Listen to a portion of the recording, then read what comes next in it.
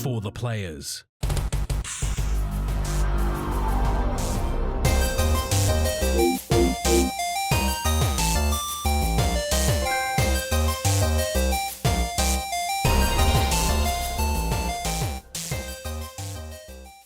I have Paramore Hard Times by Paramore stuck in my head. Yeah, that's because I hummed it pre-show and now, and then you started singing it, and I'm like, "Welcome to my world." And the worst part is I played it on Spotify earlier, so it's like deep in there. But I'm Ryan Betson. I'm Max Cooper. And this is For the Players, the pop culture explicit podcast and sometimes Paramore dancing show. But this is For the Players, the pop culture explicit podcast, and I forget the next line. With over X amount of years. Oh yeah, that's right. With like 50 X plus years in the games media combined. Yeah, with like 50 years. Thank you. Yeah, that's right. With like 50 years in playing PlayStation and like 15 years in the games media combined, I'd like to thank you for joining us in this PlayStation conversation. I didn't take meds today, so nice. This PlayStation conversation happens every Tuesday morning at 8 a.m. on podcast services, including Apple Podcasts and Spotify, and 9 a.m. on those YouTubes. If you'd like to join in future conversations, check out our socials: Facebook, Discord, Instagram, X. All of those links will be found in the description below. If you want to join the conversation as it happens, head over to twitch.tv/thepopculturist, where watch us record this show live, where you can jump in the chat and become part of the show. If you want to support the show, you can. Tell your friends, tell your family about this PlayStation pod. If you are listening to us on podcast service, be sure to give us a 5-star rating and a written review. If you want to support us financially, you can at patreon.com/thepopculturist. And that's about it, really. But man, how's things? Yeah, not too bad. Yeah. Not too bad. Yeah. No, as you were anyone coming in the show, we were just jamming to some Hard Times by Paramore. I don't know, what. Earlier today, I was playing some GM with my son and my partner, and as we normally do, I'll just play a playlist through the stereo while we're playing the game, because as much as I love the soundtrack for 2K25, WWE2K25, that is, it does get a bit monotonous. So to put our own music in there was really cool. And I had a banger. It was a really good run of like solid tunes. There was like Accidentally in Love by Counting Crows. Then it was Walking on the Sun by Smash Mouth. It was Hard Times by Paramore. Was it Cold Heart by Pinau, Elton John and Dua Lipa. And there was another one. And there was just 5 bangers back to back. It was so... Oh, High Hopes by Panic at the Disco was in there as well. Just bangers. It was a really good high energy, like, couple stint of songs. And for whatever reason, Paramore is the only one that sort of registered in my head. Now, is it the irony that I'm in fact currently in hard times? Yes. Yes, I am. So for those who playing at home, your boy is currently unemployed. Yeah. So I had, I'll talk about my job that I've had for the last 6 months. What happens at the end of 6 months? What happens around 6 months? Your probation window. Turns out I didn't pass. So, whatever. Everything that was asked of me, I delivered. Except it was in short, I don't think they wanted to work with my brain. And that's fine. Because, granted, although I know my brain better now than I ever have before, doesn't mean people know how to work with it. So yeah, I'm currently unemployed and shitting myself about what the future holds. I've got about 6 weeks safe. But outside of that, who fucking knows? So, I don't know, Max. I'm trying to think of all these different options of what I could do moving forward. One of them was I was genuinely thinking about returning to a workplace that I was at about a decade ago, where your partner still works, your wife, and my mate Craig still works there. It's a call center. I'd want to die, but...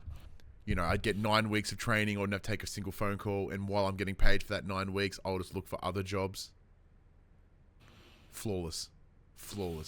And if they're like, oh, what would you do that for? I'm like, fuck that job. I didn't want to do it last time I was there. I just need money. Spoilers, which is why any of us work a job. That's also true. But that's the other thing. I've been very, very lucky. The last handful of jobs, like 3 jobs that I've had, I've generally... seen value in, and I've enjoyed them, and they have given me a sense of what's what I'm looking for, a sense of fulfillment outside of just purpose. Absolutely, especially the last job, I felt a lot of purpose in that job. So to lose it was pretty rough.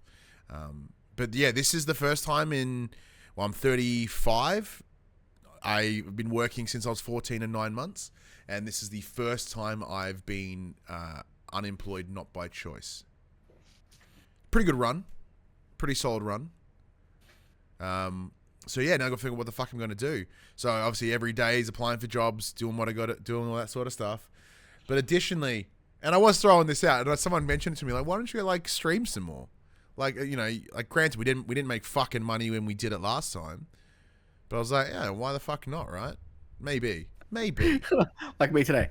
You gonna stream opening night live? Yeah, why not? It's a 4-8. Fuck that. Yeah, fuck that. But look, once again, if there's interest, if it works, if it's not just wasting my time, then yeah, I'll probably think about it. So everyone that is listening, if you're inclined and interested in wanting to see me do some streams, play some games, stuff like that, then sure, chat. I don't know, but we'll see what happens. But Max, have you ever been non-voluntary unemployed? Non-voluntary unemployed? No. Is it? No. Yeah. No. Well done. I was almost with you. Well, actually, kind of, I guess. Yeah. On a technicality, so like I've held the same job for the last 8 years, but I'm on my third company doing the same job at the same place. I wouldn't count that. Yeah. Because the first lot lost the contract, but then the new guys came in and went, we're going to keep Max, and then I just got hired by the new group. Yeah. And then that group went bankrupt, and then the new group came in and were like, we're going to keep Max again. Like, granted, I could say the same about like the redundancy that I had a couple years ago, and then I got a job before my redundancy time ended. Like, you know, my window, right? So I guess yeah, but how's your week been? I imagine better. I don't remember much of my week. My week's been fine. Hadley had a sleepover at her grandparents on Friday night, and we convinced them to take Ollie as well, just for like dinner time, so Ollie and I could have a little bit of a date night, because we haven't. Speaking of, hey, little man. What's up, little dude? Because we haven't had one in a hot second, and so I went and met Ali at 4 o'clock after work, and we bummed around town for a bit, and then went and got some curry. Went and picked our son up at about 6:30. Got home at 7. And Ellie's like, oh, we got nothing to drink for our movie night. I'm like, oh, I'll go. She's like, no, you've been asleep on the couch for the last 10 minutes. Probably not a good idea. I'm like, okay, you go then. And then she left, and I proceeded to fall asleep. That is married couple parents at date night right there. And I slept from about 7 o'clock that night till 7 o'clock the next morning, and got more sleep than I had all week in that single night. Romantic. And then at 7 o'clock in the morning, when Ollie woke up, she smacked me and said, get up with Ollie. I'm like, okay. Like, that is fair. And mind you, like, Ellie's getting like wild hammered in the background. So I'm going to get drinks, come back, just starts pummeling wine. Oh no, it was just like, we had nothing in the house apart from water. So she's like, I'm going to go get. She came back with like juice and all kinds of stuff. She messaged me and said, I got way more than I needed to. Can you come and help me bring some groceries in? I'm like, no. Yeah. Hey, Blair's joining us in the chat. Hey, Blair, how you doing?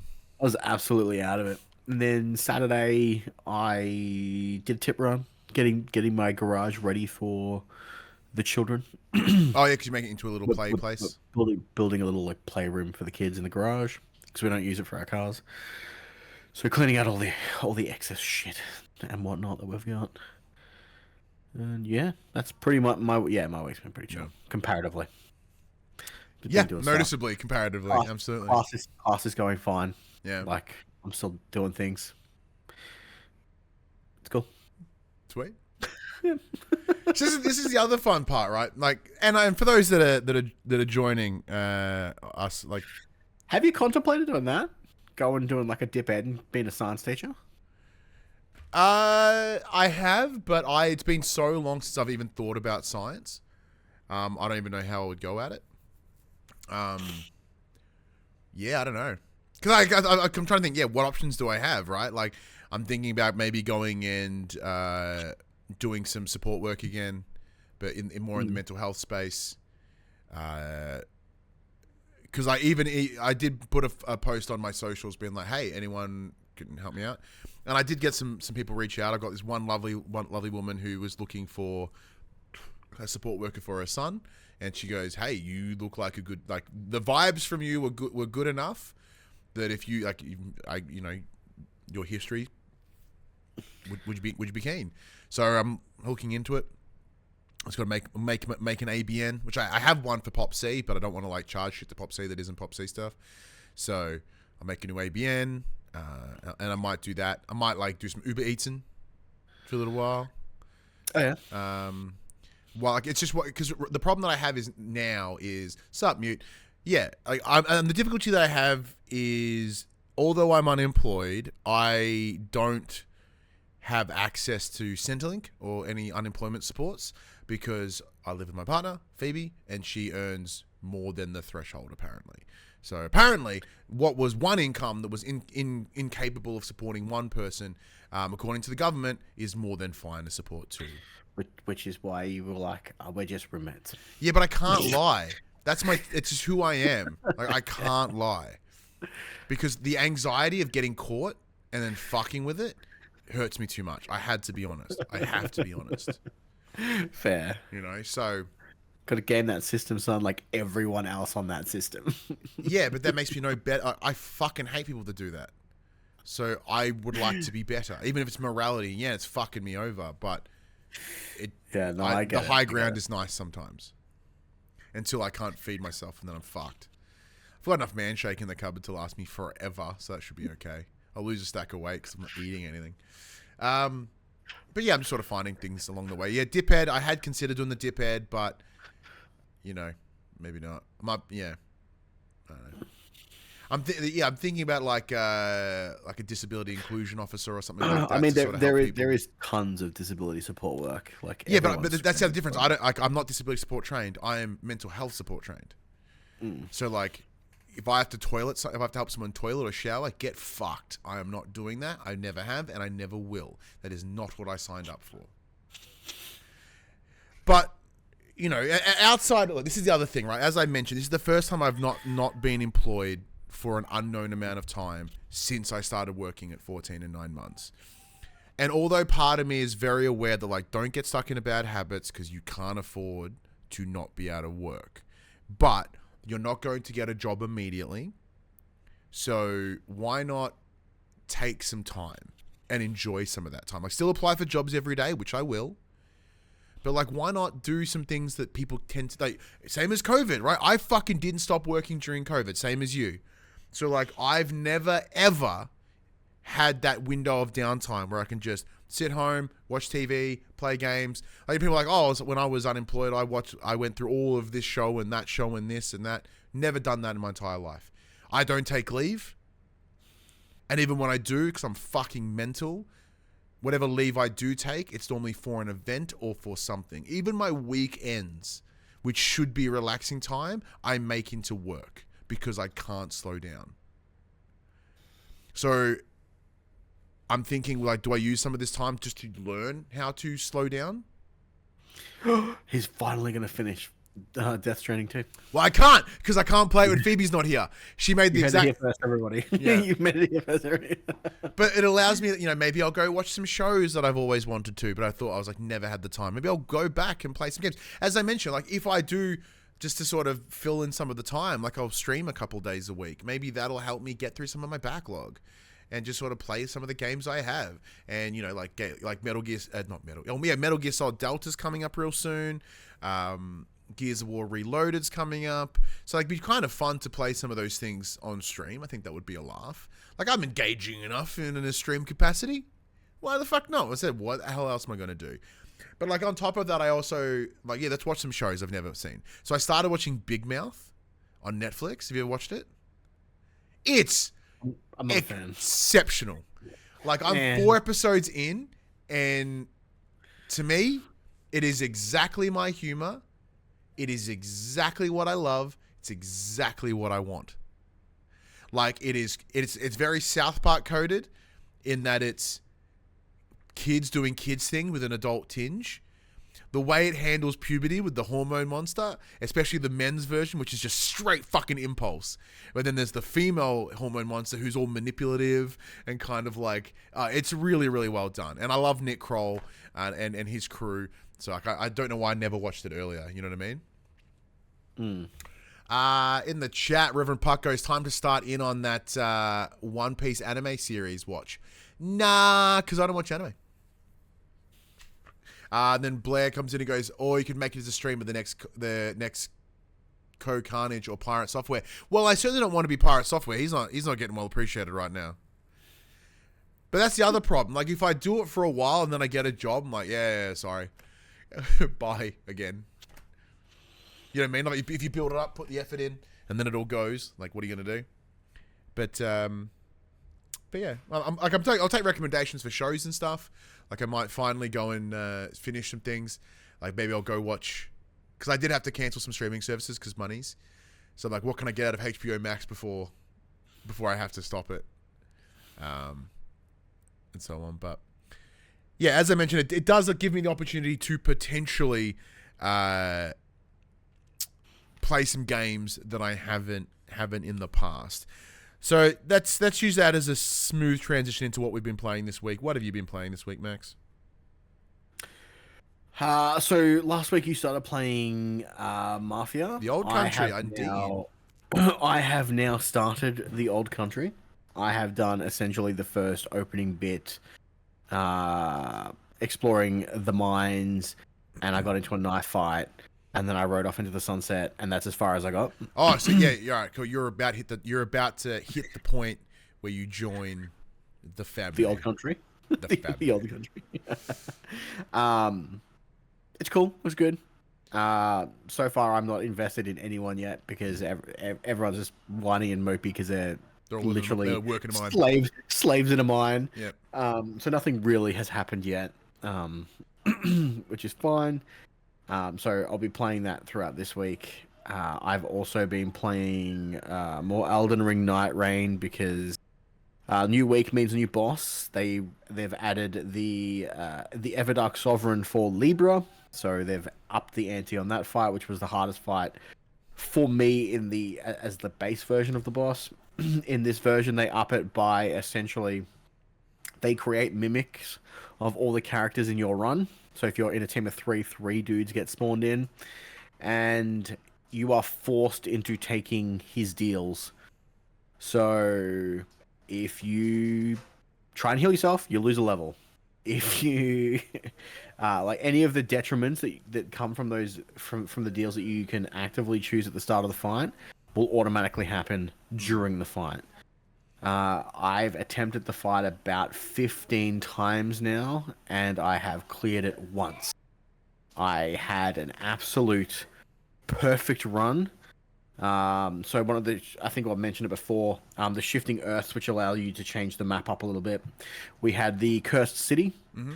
On day one, we spawned right next to it, so we ran straight in it because there is the highest chance for legendary tier gear in that city.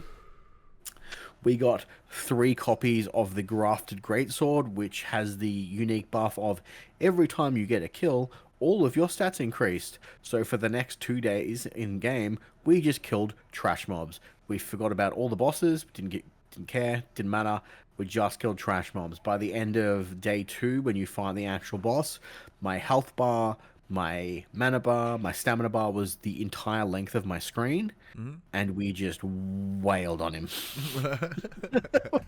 We all just stood there with dual colossal swords and just wailed on him. Love it. And it was beautiful, and I've never been able to do it again. In like, I've done like 100 and something runs. This is the first time I've ever been able to get that sword. Nice. Because like in most instances, there's like a 5% drop, 1 to 5% drop chance to get a legendary, and then it has to roll the correct weapon type, which is Colossal Greatsword, and then it has to roll 1 of 9 to hit that particular one.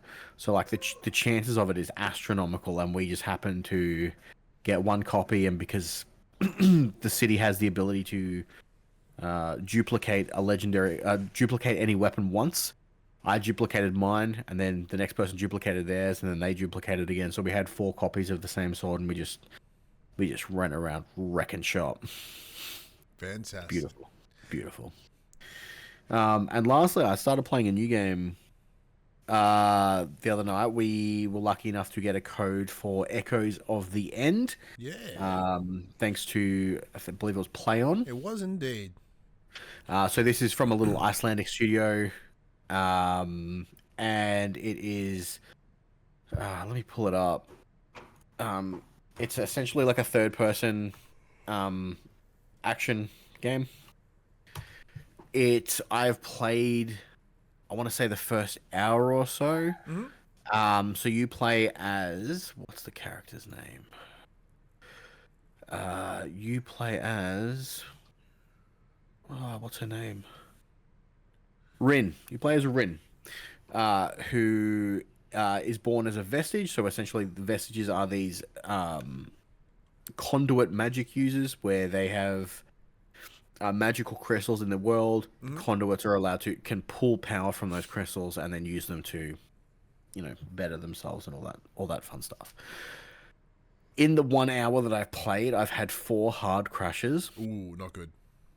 So I am waiting for a few patches. The game looks really, really nice when I can play it. Well, that was the big thing. So, like, when you reached out to me and you said, "Hey, can you?" If you look for reviews, like that's the big thing. Like, all of them are saying that it does look stunning, but it has a real problem running sometimes. Yeah, because as I said, like, when you reached out to me, be like, "Hey, can you see if you can get us a code for this?" I was like, "Sure," and I had a look into them. Like, damn, this game looks stunning. And that's what caught me in, right? Because it does seem to have this very God of War-esque sort of feel to it, like from a stylistic standpoint. And of course, for me, that's big old win. I'm going to head right in there. For yourself, though, it was more like what drew you in was sort of that magical combat aspect to it.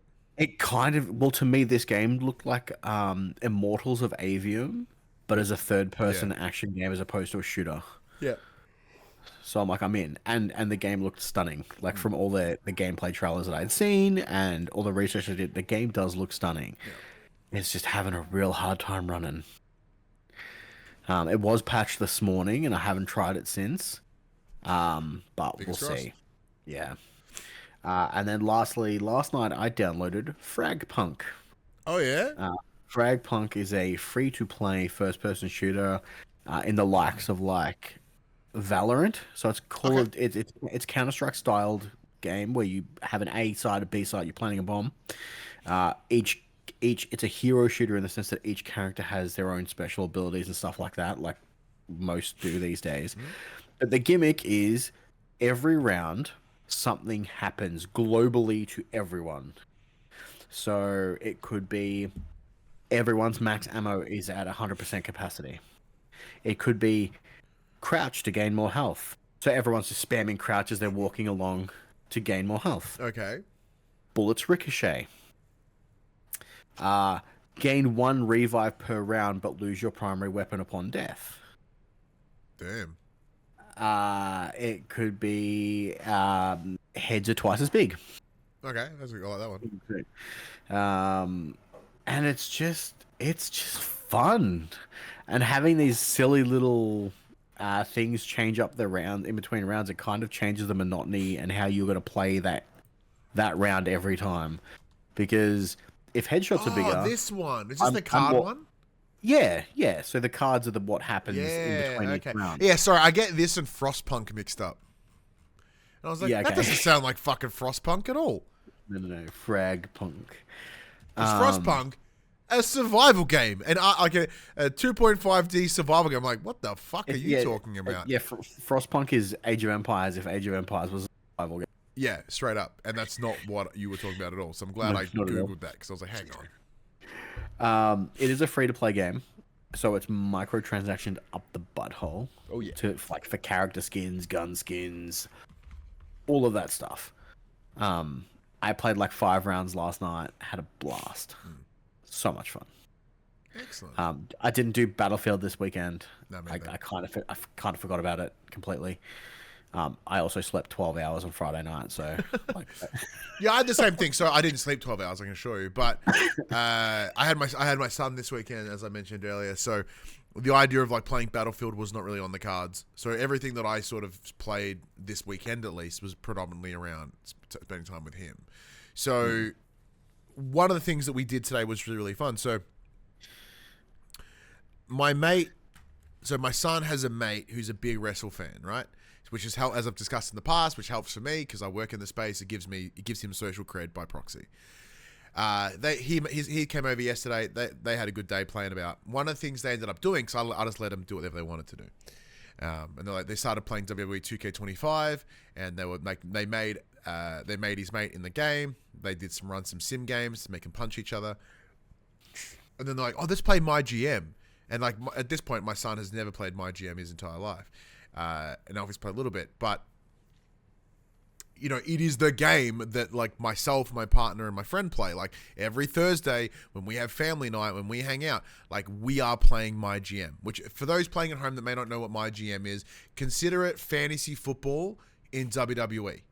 The idea is you have a draft and we all create our list of players, or in this case, wrestlers, and we then build shows, and the idea is to build better, more successful shows than your partners.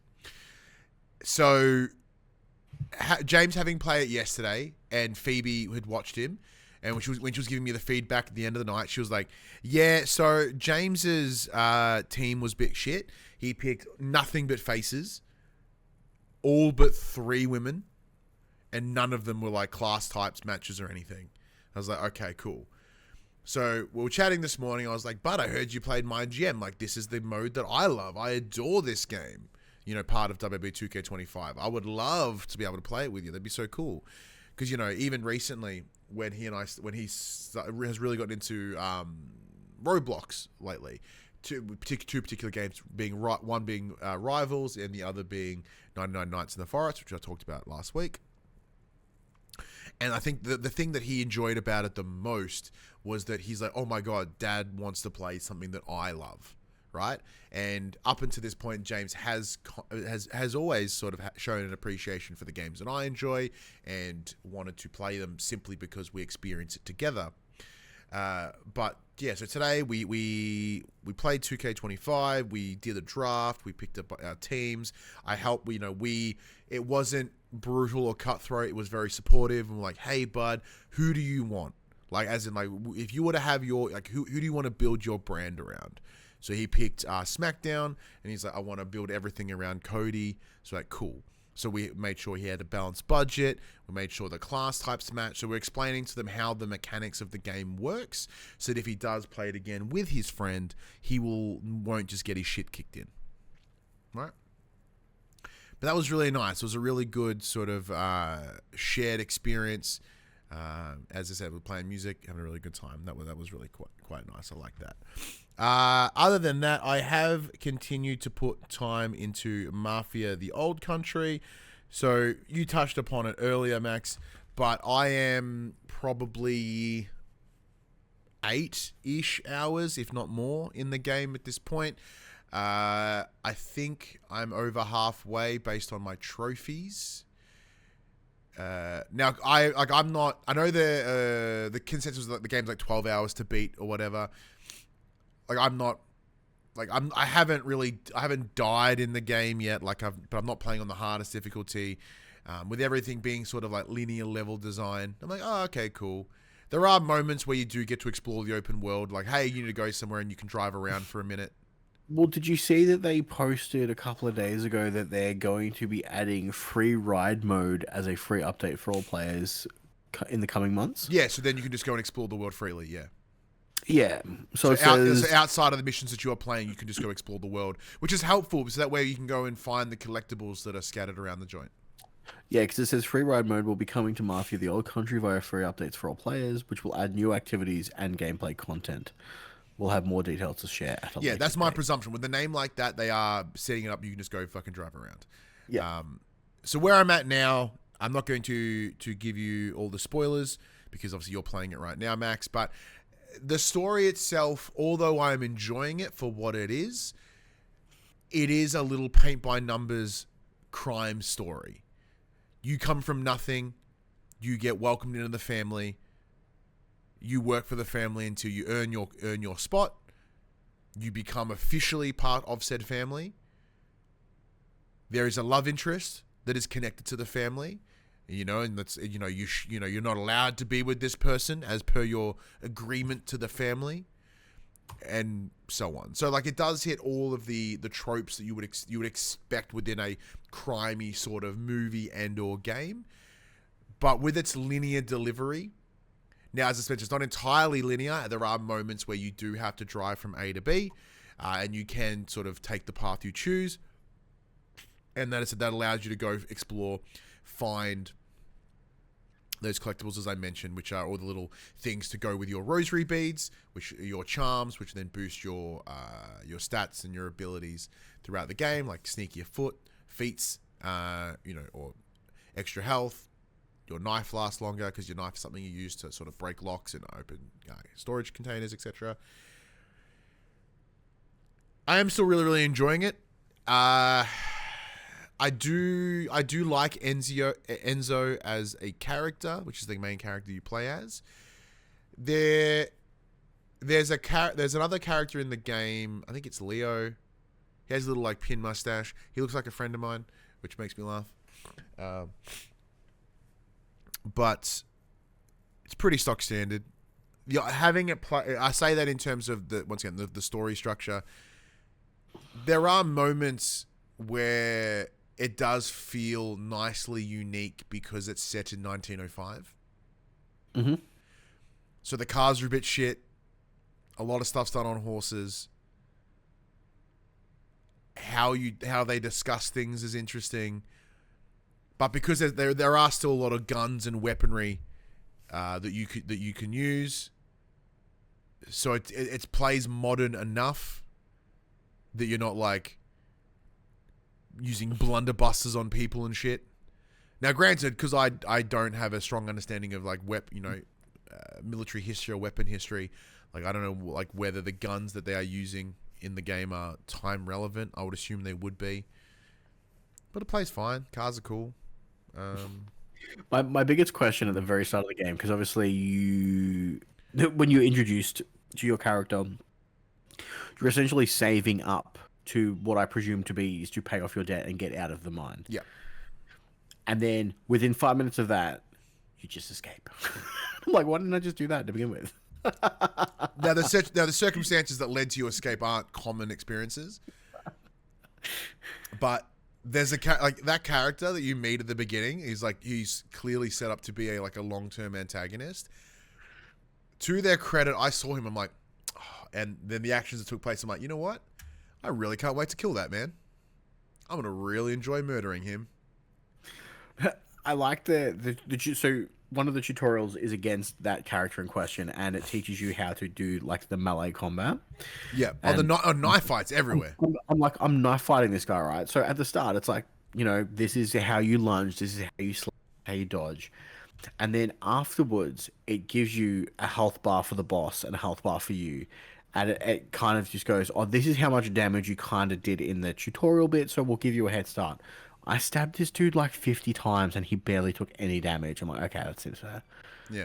I shanked him so good in the chest like 40 times. Oh, like one thing the game has, like these night fights, like they don't feel like over the top visceral, but they feel visceral. Like the Foley is tight. Like that sound of slashing some motherfucker's skin. Yeah. Like you hear that kind of like wet squelchy sound and you go, ooh, I fucking shanked that dude. And like that's fun because like I can't tell you how many knife fights I've got into at this point. Like most encounters have ended like we're just gonna stab each other. I'm like, okay. And like there was like, hey, you need to infiltrate this base. Like try to do it stealthily. And I did it stealthily until I couldn't. And I was like, oh, whatever. And then I started shotgunning people's faces off. Or not shotgunning. You know what I mean? This is like sneak, choke. All right, dispose the body. Some guy spots me. I'm like, whatever. Stab. The trench gun. Yeah, pretty much. Just start like murdering for everyone. I'm enjoying it still. Is it a 10 out of 10? No. Did I expect it to be? No. And that's exactly what I wanted. Like what I wanted was that 12 to 15 hour experience, or 10 to 20, depending on how you want to play, that is linear, that is a story driven experience. So it's ticking all those boxes. Loving it. Pardon me. Outside of that though, there was a demo that I did download on the old PC. It was Figurine Shop Simulator.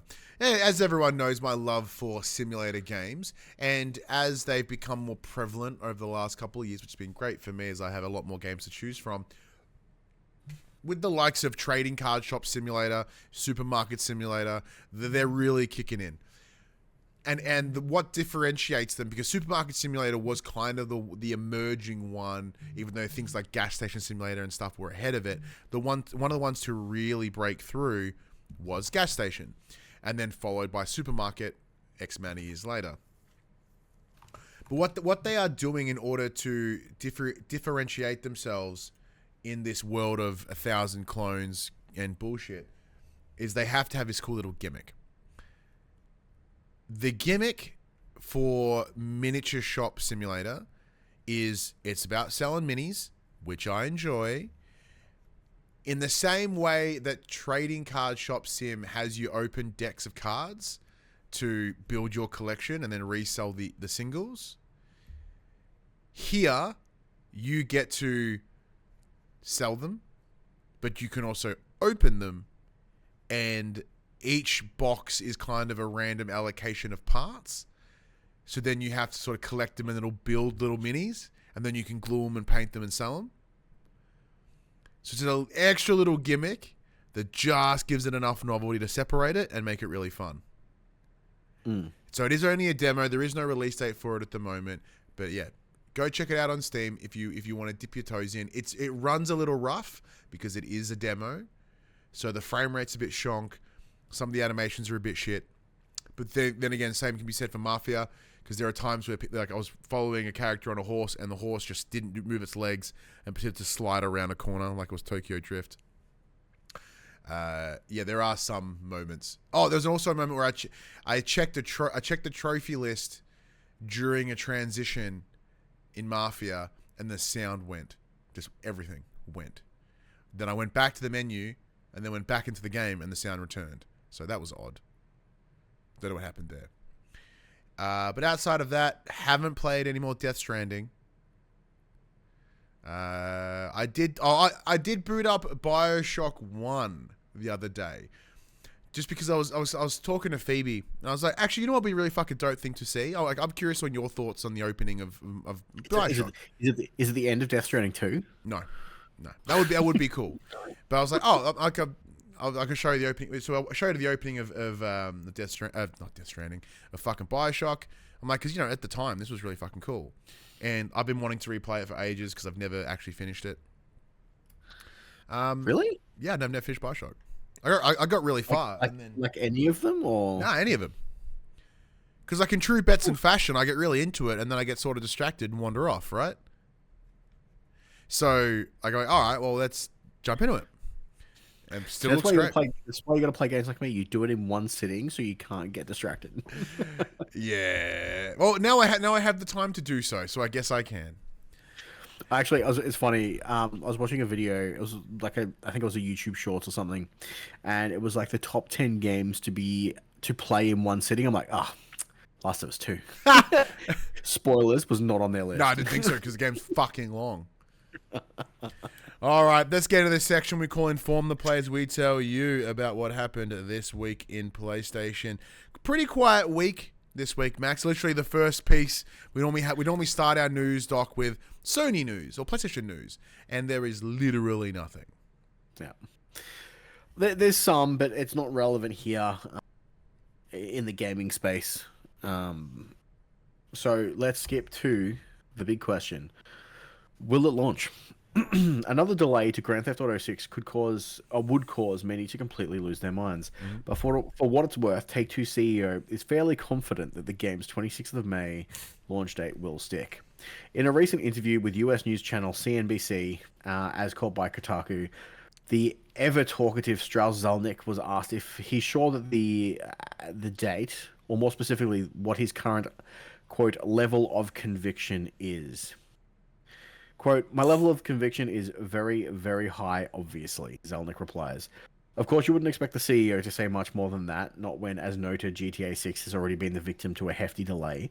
Everyone at Rockstar and all the suits at Take-Two will be pushing for that May release no matter what. Mm-hmm. There's simply too much riding on this.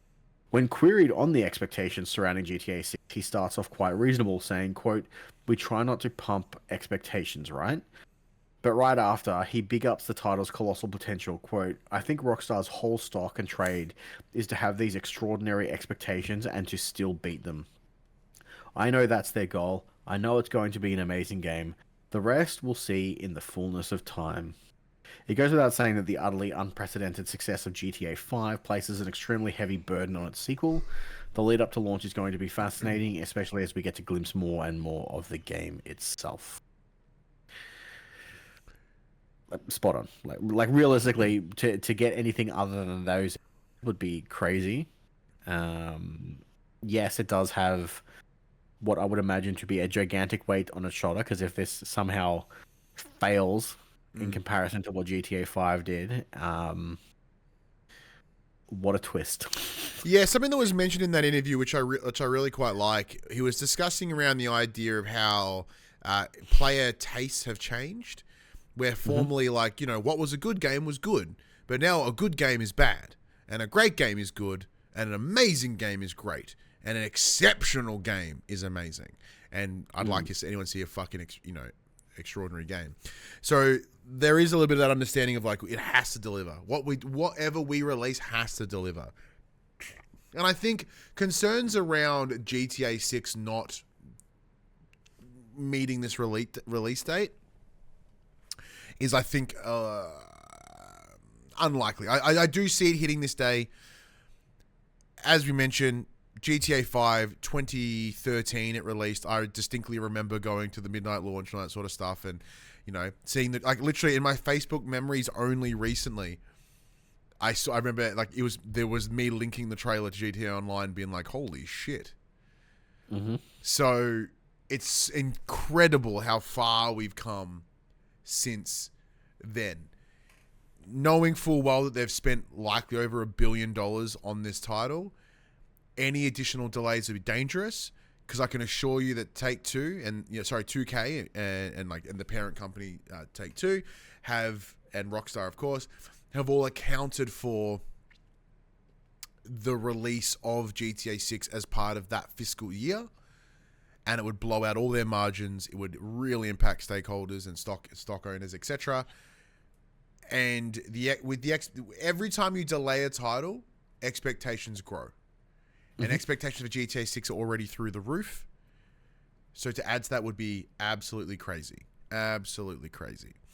Mute in the chat goes, this was for 360 and PS3. Yeah, right? Absolutely. GTA 5 on PS3. Yeah, GTA 5 has lasted for 3 generations. Yep. And it's still in the top 10 always, for some reason.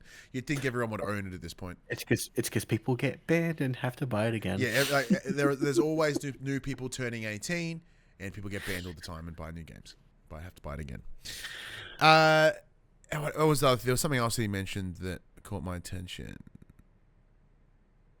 Yeah, no, I think not like I think, but I think it pretty hits all the beats. About yourself, Max, like is because obviously you and I and near everybody else are quite excited for GTA 6. No, I am. Yeah. Look, was I bummed out when they said we need more time? Sure. I think they'll hit the 26th. I don't think they would have given such a specific date if they didn't think that they would be way ahead of schedule and hit it before then. Yeah. Like, I think we're going to get what is it, May 26, 2026? Yeah. I wouldn't be surprised if in February it turns around and like, hey, we've got gold. We're ready to party. Do I think they'll bring the date forward if that's the case? No. Not at all. No. I think it's staying where it is. Yeah. But I would imagine that I reckon they're probably going to be a month or two ahead of schedule and have it done pretty early on. Yeah, and that, even now, I would argue that the delay was really, has only allowed them to further polish the title. Because as you mentioned, using that quote that Straczynski mentioned, it needs to be so astoundingly incredible. So just having that time to really buff out any hitches, make it run better. It's interesting though, because I think this is maybe the only game where the online has to play better than the single player experience. Correct.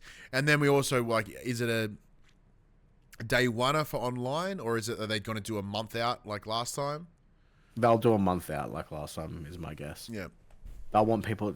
They know that once people have access to online, no one's playing that single player game. Yeah. They're very aware. So it's something that I wish Call of Duty would do. But then again, also, who that gives a flying fuck? Did you see that apparently this year's Call of Duty will incorporate multiplayer into the campaign? Yeah. Apparently. How? I don't know. Apparently, it had something to do with like extraction.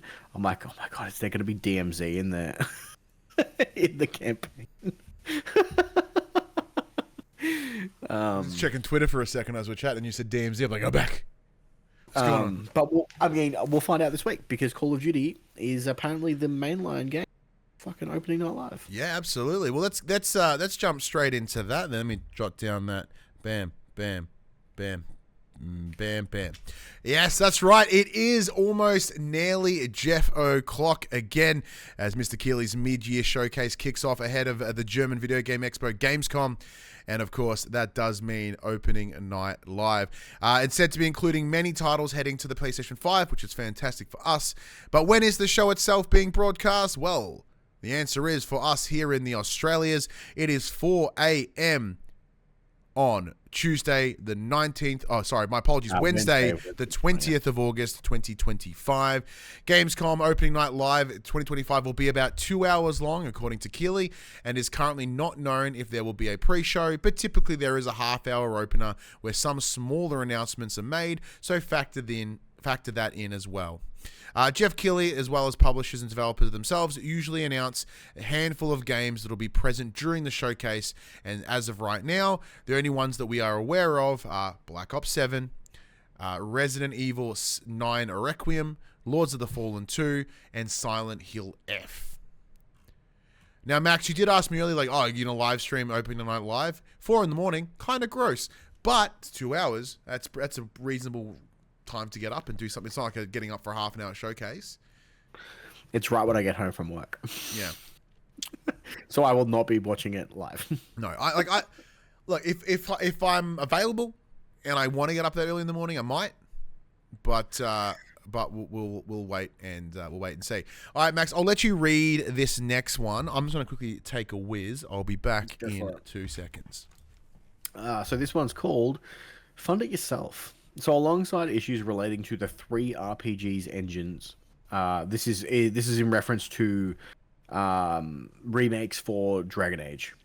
So alongside issues relating to the 3 RPGs engines, EA is another reason why you haven't seen remakes or even just remasters of Dragon Age Origins, Dragon Age 2, and Dragon Age Inquisition. Speaking on Mr. Matty Plays podcast, former Dragon Age director Mark Darrah explained that BioWare, along with other developers inside EA, run their own finances, quote, to some degree.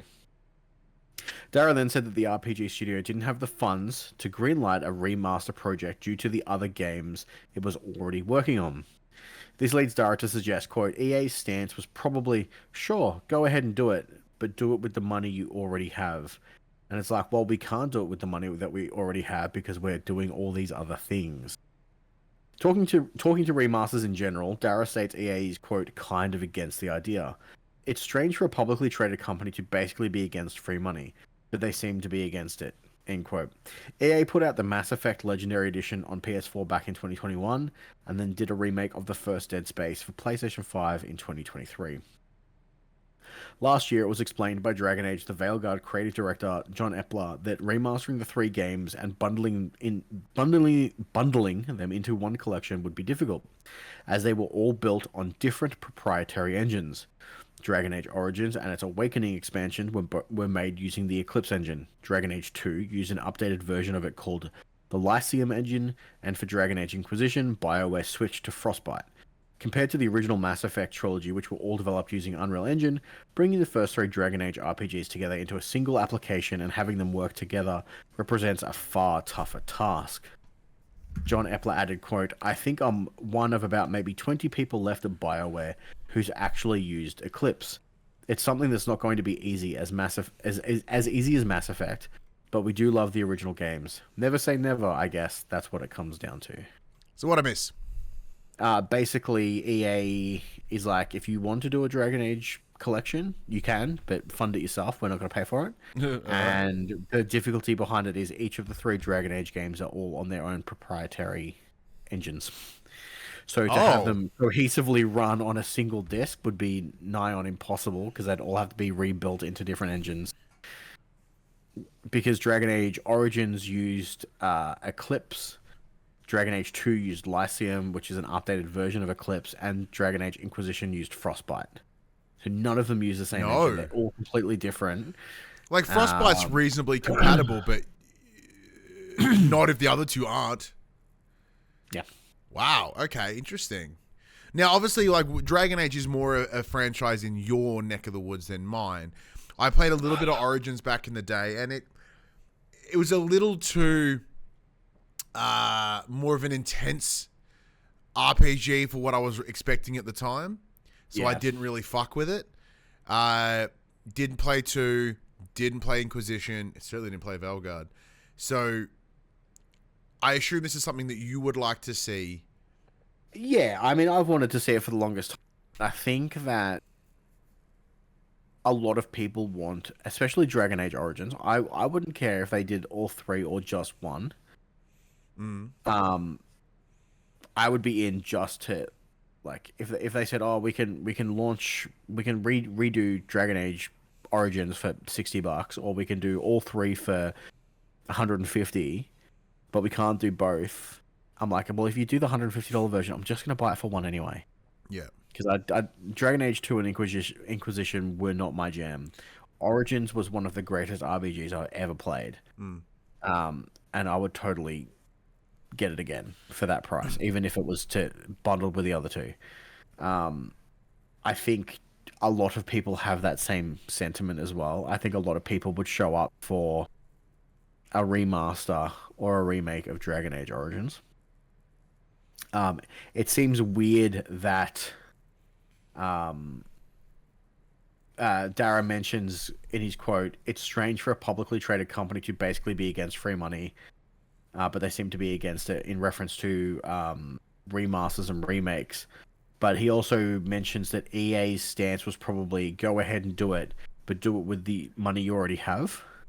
As in, you're welcome to. We would allow you to do it, like, as your parent company. However, we are not funding it.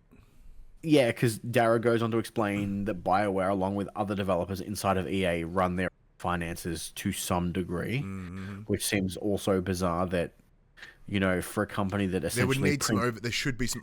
Well, then again, without that lack of oversight is why you get something like Valgard. But in a company that prints money with their sports franchises, you think they could fund some other things? Well, they can't, because all that money has to go back into those franchises. Oh, I think they're pretty... I think they would have leftover. I think that'd be something. I'm sure they would too. They wouldn't fucking tell you that, though. But yeah, do I think this will ever happen? Probably not. No, because I don't think BioWare has the capital to do. Yeah, and if it fails, it may be the end of them. From where I stand, because I can look at it in a different way, because I don't have no affinity for BioWare. I don't believe BioWare has the same cachet as it once had. I don't believe Dragon Age as a brand has the same level of cachet it once had. I can assure you that most it's what's that it's an example. Was the ship of Theseus? Is that the one where, like, if you replace every single parts of a ship with something else, is it still the same ship? Yeah. And I think that's kind of where BioWare is at, and they've been there for the longest time. They were there you know, Anthem, and then moving into even Andromeda, I guess, potentially. So I do wonder. I don't see it ever happening, because, as you mentioned, there's really no reason to, from an incentive, because I think you're not going to get new customers. You are only going to be benefiting old customers, and EA's response is also indicative of how they confidently they feel about the BioWare